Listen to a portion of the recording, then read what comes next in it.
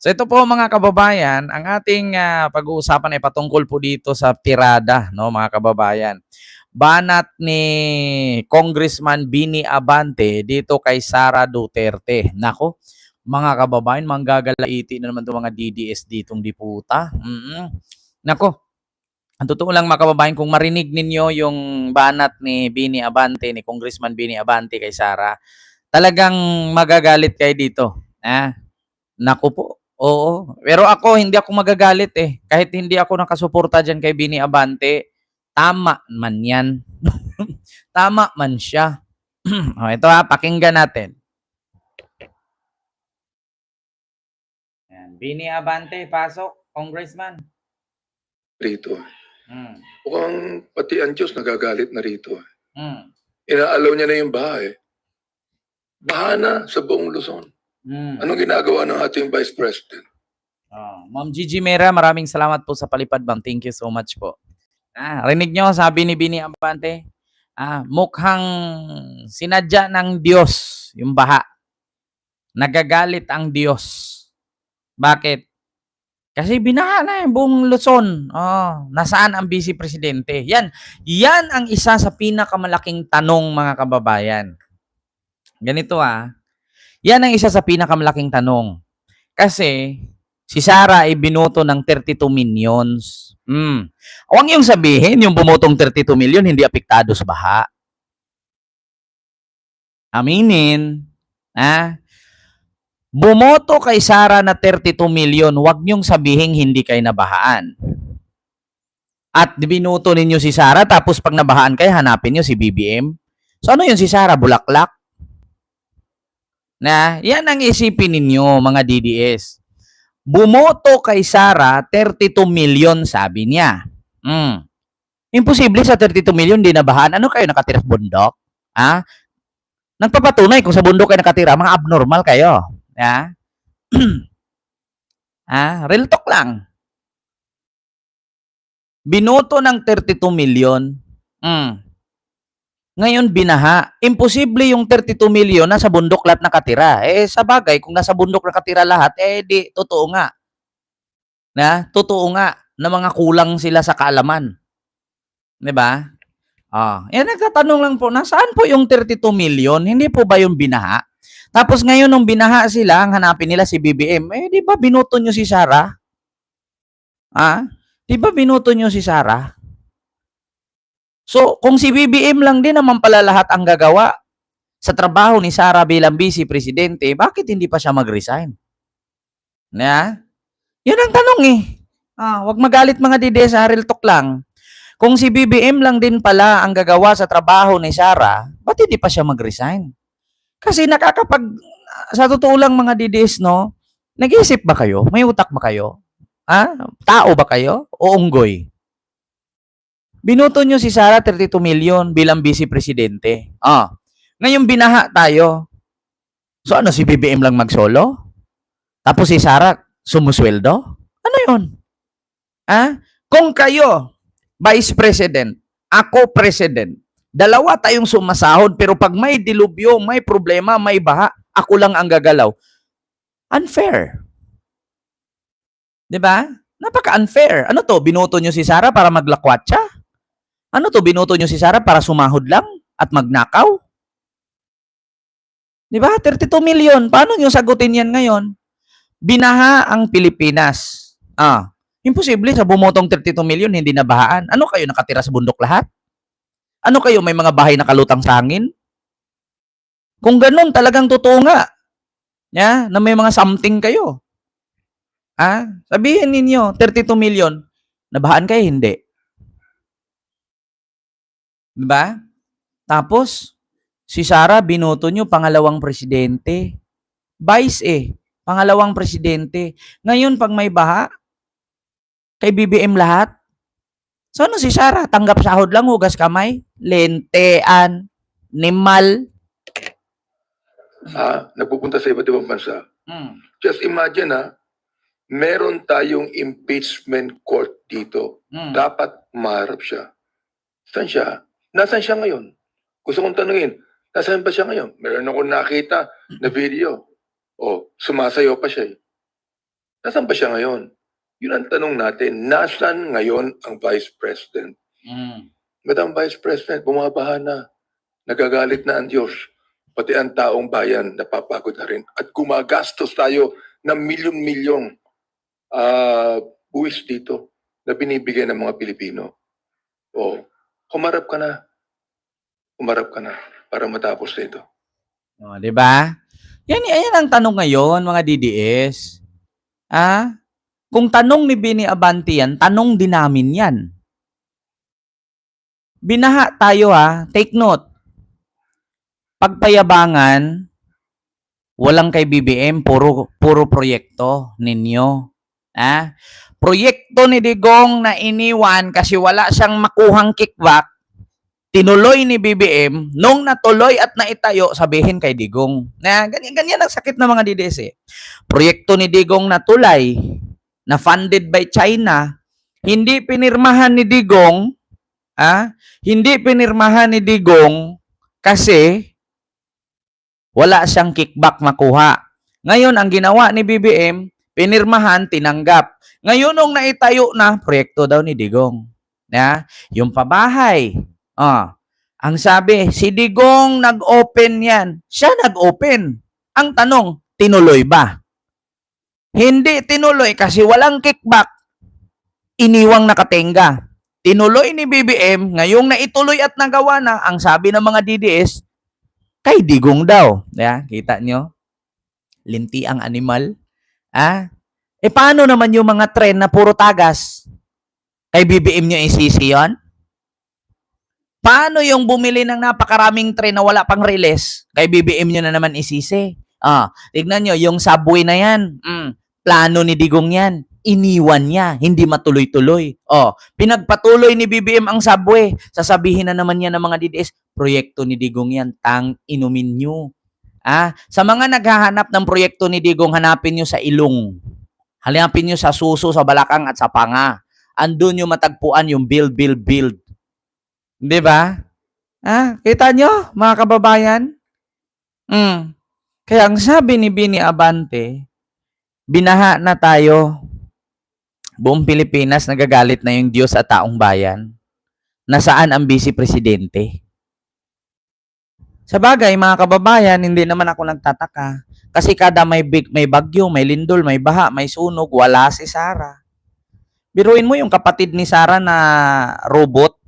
Robot naman yun talaga yun. Bakit? Iba na yung mukha dating pusa, ngayon duling na pusa na Ang sabi, si BBM daw namigay ng stuffed toy sa mga nabahaang bata. Buti pa nga si BBM namigay ng stuffed toy, may kasamang DSWD sa likod. Si Sara, kada may sunog, wala. Lindol, baha, wala. Dadating lang pag may burol na.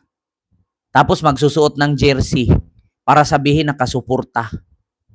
Kita nyo yan, mga kababayan. Kaya nga nakakaloka Di ba? Ay, nako. Ano ba 'to pinaglalaban ni Francis Combach Jr.? Ano yung pinaglalaban niya dyan? That's a debt to Japan, Jeka. So it's the Philippine debt, not even that money. Ano daw? Ano nung pinagsasabi nito? Ano ba to? Kay BBM ba to? Kay Digong? Diyos ko, mga kababayan. Litin ko pakinggan nyo ang sabi, mga kababayan ni Bini Abante. Ito mga kababayan. Ito, pakinggan natin yung sabi ni Bini Abante. Giahak, mga kababayan. To si Sara Duterte talaga, no? Ayan, no? Ito yun. Ayan. Dito tayo, Bini Abante. Ang Diyos nagagalit na rito. Inaalaw niya na yung bahay. Francis Combach, maraming salamat. Sa buong Luzon. Anong ginagawa ng ating Vice President? Nagpupunta sa iba't ibang bansa. Just imagine meron tayong impeachment court dito. Dapat maharap siya. Saan siya? Nasaan siya ngayon? Gusto kong tanungin, nasaan ba siya ngayon? Meron akong nakita na video. Sumasayaw pa siya. Nasaan ba siya ngayon? Yun ang tanong natin. Nasaan ngayon ang Vice President? Madam Vice President, bumabaha na. Nagagalit na ang Diyos. pati ang taong bayan napapagod na rin. At gumagastos tayo ng milyon-milyong buwis dito na binibigay ng mga Pilipino. O, humarap ka na. Humarap ka na para matapos na ito. Di ba? Pati ang Diyos nagagalit na rito. Kita nyo? Sa totoo lang mga kababayan, yan ang katanungan ngayon. Kapag kapasikatan, si Sara nauuna, si BBM wala. Kapag ka may dilubyo, ito sa totoo lang mga kababayan, sa totoo lang mga kababayan, no, napapansin ko lang itong mga DDS. Literal talaga sila mga narcissist. Totoo lang. Una, kapag kasi Sara ay panawagan ng mga loyalista at kakamping na pa-resignin or pababain sa posisyon, ang sigaw nila, nandito kami, 32 milyon, nakakahiya naman. Sabi ng mga DDS, 32 milyon daw sila. O samantalang nung papirma si Digong para makauwi, hindi nga umabot sa 1 milyon, di ba? Tanga-tanga lang. Tapos, ngayon, pag may baha, tigno ito mga DDS, malaking sampal to sa inyo mga animal. Mga animal. Kapag pinaparesign si Sara, ang sabihin nila, betrayal sa mga 32 milyon na bumoto. Pero yung 32 milyon na bumoto, imposibleng hindi nabahaan, ang hinahanap nila si BBM pag may baha. So, nasaan si Sarang binuto ninyo? Kaya nga sabi ko sa mga galit kay Marcos, huwag kang dumaan sa EDSA. Huwag kang gumamit ng university at hospital. Ang sagot ng mga DDS, pera ng bayan yan. Hindi ka pa pinanganak, ginawa yan. Ngayon nga, di ka nga nagbayad ng tax, angkin ka pa. Diba? Sinong DDS nagbabayad ng tax dyan? Wala nga kayong 5,000 sa bangko, tax pa. Ang ina nyo. Yeah? Kaya nga sabi ko, sa mga galit kay Marcos, huwag kang dumaan ng EDSA. Huwag kang gumamit ng university. Huwag kang gumamit ng hospital. Huwag kang sumakay ng tren. Huwag kang sumakay ng aeroplano sa airport. Ngayon, ang sagot ng mga DDS, pera ng taong bayan yan. Tax yan. Tax namin yan. Hindi ka pa pinanganak nung panahon ni Marcos, tanga. Yung mga pinanganak nung panahon ni Marcos, namamatay na. Yung iba, ngayon, ugod-ugod na, hindi na nga halos makapagbasa. Bungol-bungol na nga yung iba. Tapos sasabihin, bakit mo naman sasabihin huwag kaming dumaan, huwag kaming sumakay, huwag kaming magpagamot? Bakit taxpayer ka ba? Wala kang ng pera? Tang ina mo, taxpayer ka pang nalalaman? Sige nga. Wala ka ngang may pakita 100,000 sa bangko, tapos sabihin mo, taxpayer ka? Ang ina mo ka? Kapal ng pag mo. Ito, sakit na mga DDS ang sigaw. Taxpayer kami, taxpayer kami. Bakit ka magkakaroon ng tax paying? Wala ka ngang negosyo? Kasi mahirap ka? Wala ka ngang bahay? Wala ka ngang lupa? Wala ka ngang sasakyan? Tang ina mo? Tapos sabihin mo, taxpayer ka? Tang ina nyo, mga DDS, mga mahihirap kayo, tanga. Wala kayong pera. Kaya sinasabi nyo, taxpayer kayo, animal, wala kang ganun.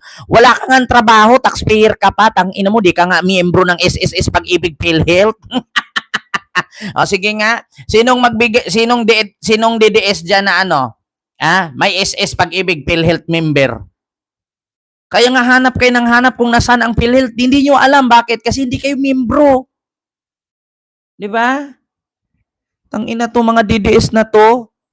Mahihirap kayo, hoy. Hindi kayo taxpayer. Kasi kung taxpayer kayo, may pera kayo. Tanga.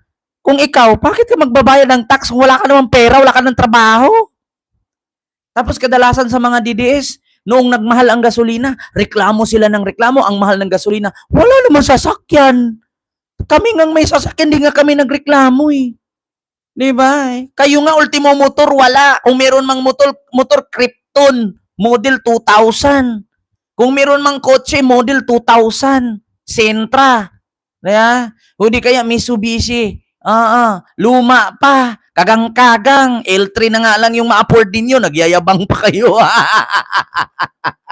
Di ba? Yan ang sakit ng mga DDS. Sigaw ng sigaw, taxpayer kami. Pera namin yan. Hoy, wala kang ang trabaho, taxpayer ka pa. Ano ibabayad mong tax, wala kang trabaho? Di ba? Ano ibabayad mong tax, wala kang ang pera sa bangko, tang ina mo. Ito, mga kababayan. Sabi nga ni Bini Abante na sana naman ngayon, yung Vice Presidente, binaha na tayo. Alam nyo kung nasaan si Sara? Mga kababayan, lumipad ng Japan, ang inumin niya. Ayan kakapasok lang ng balita 1 hour ago. GMA News. Sara, biyahing Japan. Ang inang yan. Puke ng ina. Sa mga DDS na sumisigaw na nagbayad sila ng tax, tanong nyo kay Sara, saan na naman gumamit ng pamasahe yan? Ilan na naman bodyguard kasama niyan? Magkano na naman gastos? Yung hotel ng bodyguard, yung pagkain ng bodyguard, yung allowance ng bodyguard, putang ina, tax na naman ng taong bayan. Ito, basahin natin. Update. Vice President Sara Duterte said that she has canceled her plan to fly to Japan on August 19 on 2020, 19 to 24. Ito. My plans have since changed, and the updated information on this matter was formally submitted to the Office of the President. The Vice President said on the statement, likewise, I wish to again remind the Office of the President that the continued publication or disclosure of my schedule is a matter of serious concern. Tangina mo, matter of serious concern. Kaya mo inatras kasi mapupuna ka. Una, dalawa lang tayo, mga kababayan, inatras na daw ni Sara yung pagbiyahe na ng Japan. Una, syempre, ang isipin agad ng tao, binaha na lahat-lahat, may pa-Japan-Japan ka pa. Diba? Pangalawa, ano to, tatakas ka na? Kasi alam mong may kaso ka? Dapat dito kay Sara, naka-hold departure order na to eh. Or di kaya precautionary hold departure order eh. Diba? Kasi may kaso to, may warrant to anytime, pwede to damputin. Dapat dito naka-hold departure order to. Kita nyo? Tapos sasabihin, Sara Duterte, fly to Japan from August 19 to 24. Pero ang sabi niya, cancel daw. Hindi daw ituloy. Bakit? Napupuna kasi siya ng tao. Una, nasa kalagitnaan tayo ng krisis sa baha. May bagyo, may habagat. Nakita nyo naman yung buong Luzon, lumulutang. Tapos yung vice presidente nyo, pabiyahe-biyahe lang.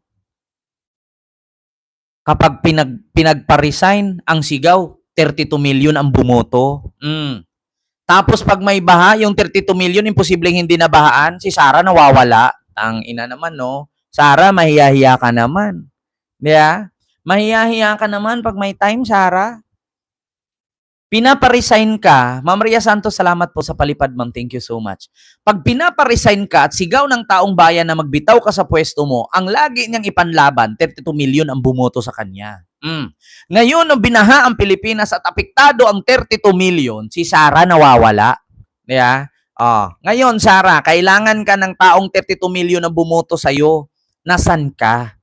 Ito ang isipin ninyo, mga DDS na 32 millions. Ewan ko sa inyo kung bakit bobo pa rin kayo mga animal. Yeah? Sa totoo lang, wala akong time na gisingin kayo kasi matagal na kayong gising eh. Sadyang tanga lang talaga kayo, mga DDS. 32 million kayong bumoto, pinagsigawan nyo at pinagkalandakan nyo. Ngayong may baha, nasaan yung 32 million na bumoto kay Sara? Nasaan si Sara? Di ba? Nasaan si Sara? Nanay Minda, hello po. Live convicted and kay Berhelio Crido, hello po. Nasaan na? Yung binoto ng 32 million. Saan na yung mga 32 million? Hindi ba kayo nabahaan? Huy, 32 million. Uy, nasaan kayo? Hindi kayo nabahaan? Uy, yung mga INC dyan, tignan nyo yung simbahan nyo sa Bulacan at sa Pampanga o kalahati na. Hanapin nyo si Sara. Diba binoto nyo siya? Tapos ang sagot ng mga DDS, hindi namin kailangan ng gobyerno. Wow! Hindi kailangan gobyerno. Wow! Pero pag may lindol, may ba, ang hanapin, nasaan si Bangag? Nasaan si BBM? Nasaan si Bangag? Wow! Ang galing. Kapag kasi Sara na ang hinahanap, kasi 32 million bumoto, wow, hindi kailangan ng gobyerno, nagsisikap kami. Tangina nyo. Ayaw nyo lang mapahiya, mga animal. Yeah? Ngayon, 32 million, i-challenge ko kayo. Di ba pinagyabang nyo? Ha? Di ba 32 million kay bumoto? Ako, isa din ako sa bumoto. Hayop na yan eh. Di ba? Ay, hindi pala. Hindi ako bumoto niyan. Ang binoto ko pala si si Doc Willie. Di ba? Ano na, mga DDS? Asaan kayo 32 million? Ba't hindi nyo hanapin si Sara Binaha? Binaha na kayo. Ano? Sinong hanapin nyo? Si BBM? Di ba hindi nyo binoto si BBM? Kasi si Sara ang binoto nyo? 32 million? Ano na? Mga impokrito? Mga ipokrito kayo? Mga immoral? Mga hayop? Mga animal? Istingyawa ninyo? Mga Bisayang DDS? Putang ina nyo? Yeah? Kapag pinaparesign yung idol nyo, ang hahanapin, ang sabihin nyo, 32 million kayo, nakakahiya. Ngayon, binabaha kayo, ba't hindi nyo hanapin si Sara? Bakit si BBM hanapin nyo? Di ba si Sara binuto nyo, mga animal? Sa mga botante ni Sarang Binaha, tang ina ninyong lahat. Si Sara ang hanapan nyo ng ayuda. Kasi si Sara ang binoto nyo, di ba hindi si BBM? Putang ina ninyong lahat. Mga binabaha, malunod sana kayong lahat. Yeah? Oo, lunurin kayo. Mamatay kayong lahat sa baha. Tang ina nyo. Hanapan nyo ng tulong si Sara. Yeah? Ganun yun eh. Sa 32 million na bumoto kay Sara, putang ina ninyong lahat. Hanapin nyo si Sara. Di ba si Sara ang binoto nyo, hindi si BBM? Pag may lindol, may kalamidad, may bagyo, may sunog, may baha, si BBM hahanapin nyo. Pero pag pinagpa-resign si Sara, ang sasabihin nyo, 32 million kayo, tang inumin nyo. Diba? Hanapin nyo si Sara. Tignan nyo, mamatay na lang kayo sa baha. Tignan nyo, uminom na nga kay tubig baha eh. Diba? Asaan si Sara nyo? Ipagyabang nyo si Sara kung makita nyo siyang lumangoy sa baha. Putang ina, ultimo nga magbota man lang hanggang binti ang tubig. Walang Sara Duterte nagpapakita. Yan yung tatandaan ninyo na kung talagang mahal kayo ng putang inang Sara na yan, di sana yung mga lumalangoy-langoy sa baha, sinabayan kayo. Buti pa si Marcos. Nakikita, naglalakad sa baha kahit hanggang bewang ang tubig, nakita nyo nandyan si Marcos. Si Sara Duterte, takot mamaga ang ingron. Bakit? Magbigay kayo ng isang picture na si Sara Duterte lumangoy sa baha nung binaha kayo. Diba? Magbigay kayo ng isang picture. Mag-send kayo ng link dyan na makita ko na si Sara Duterte lumusong sa baha. Ang ina niya, hindi lulusong sa bayan. Pagkatapos nga maglamano-lamano niya, nag-aalkohol yan, imanang Gloria yan eh. Pinagmanahan ni Gloria yan. Pagkatapos biso-biso, maliligo ng alkohol. Bakit? Ilang taon si Sara nag-vice presidente? 2022, 23, 24, 25, 26, 4 na taon na. Ilang taon na tayong binaha at binagyo. Nakita nyo ba si Sara umapak sa tubig baha? Tang ina nyo, wala kayong nakikitang ganun. Walang Sarang umaapak sa tubig baha. Buti pa si Isko, buti pa si Marcos. Lumalangoy. Tang inang yan. Diba? Joel Sulit, maraming salamat po. Diba? Kita nyo? Ni minsan ba, mga kababayan, tanungin ko kayo, paki-comment sa comment section. Ni minsan ba, kapag ka may baha, binabalita, nakita nyo si Sara? Ma'am Lovely Bonan kay Ma'am Diana Molina, hello po. Ni minsan ba nakita niyo si Sara? Na kapag ka may binaha, nandyan siya?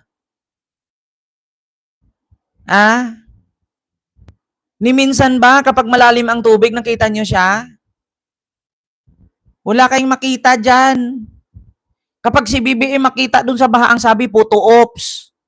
Na, paputol ko yung leeg ko kung may picture na si Sara lumangoy sa baha. Walang ganun. Kaya kayo mga DDS na 32 minions, magising na kayo mga animal. Ang ina ninyong lahat, malunod sana kayo sa lahat, sa baha, maubos sana kayo. Yeah? Mga tanga-tanga kayo, mga animal. Ni minsan si Sara, wala kayo, hindi nyo nakikitang lumusong sa bahayan. Ang ina niya. Yeah? Buti pa si Marcos, kahit may sakit, nakikita mo, nandun sa bahaan. Yeah? Si Sara, luso! Bagyong Yolanda, wala nga yan eh. Kaya nga nagtaka ako, naging vice president dahil sa pangbubudol ng tatay niya. Diyos ko naman. Kita nyo mga kababayan, Sara Dutae,